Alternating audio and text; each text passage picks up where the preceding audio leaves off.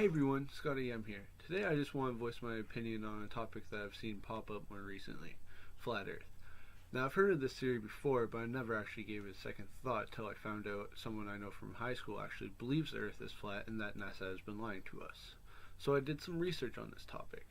Now what I found out was that to most of us this topic is hilarious, but other people, they think it's the biggest lie we've ever been told. My mission in this video is to hopefully change a few of the flat earthers' minds about this theory in about 3 different points. Let's get to it. The first point I want to cover is how gravity actually exists, because flat earthers seem to think it doesn't. What I've found is that flat earthers have 2 different theories on what we call gravity. The first theory they believe that replaces the force of gravity is it's due to density and buoyancy, which makes no sense because density is a measurement used to measure how much matter or stuff there is per unit of volume. So that doesn't really make sense as to why stuff would fall to the ground. The other problem with this is that buoyancy needs a force pushing on it to work, aka gravity. Because buoyancy works by a force pushing down on it and exerting the force back in the opposite direction.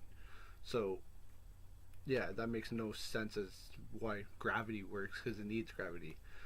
So sorry flat earthers that believe this, you have no backing to it. The second thing they believe about gravity is that the Earth is moving up through space at a rate of 9.8 meters per second squared. Well, sorry to burst your bubble on this, flat earthers, but 9.8 meters per second squared is the acceleration rate of gravity. You know, that thing you guys don't believe in? Well, so that theory kind of collapses in on itself. And another thing flat earthers forget to think about is what would be the gigantic force pushing us up through space at that rate.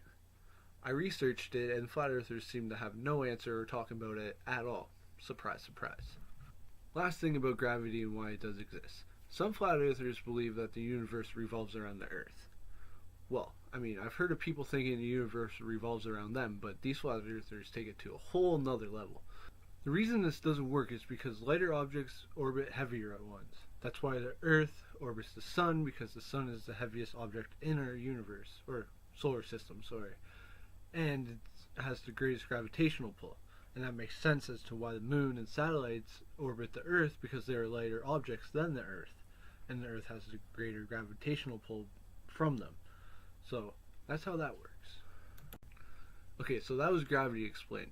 Now the second point I want to bring up to flat earthers is wind and how it works. In my research and asking a few flat earthers myself, I cannot find one intelligent answer about why they think wind is actually generated. Flat earthers believe that wind is generated by temperature change, which they are partly correct, but it doesn't explain why it moves. So how wind works is that temperature in the sky mixes with temperature on the ground, and it's different, so it creates some sort of force of movement of air or whatever.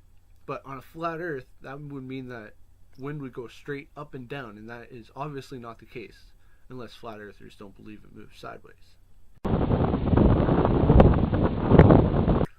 Point number 3. This point is a question that flat earthers like to ask, to try and prove their point.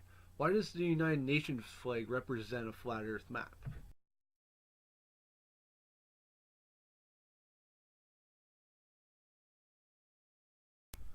I've looked into this, and the earliest map created for a flat earth was in 1893.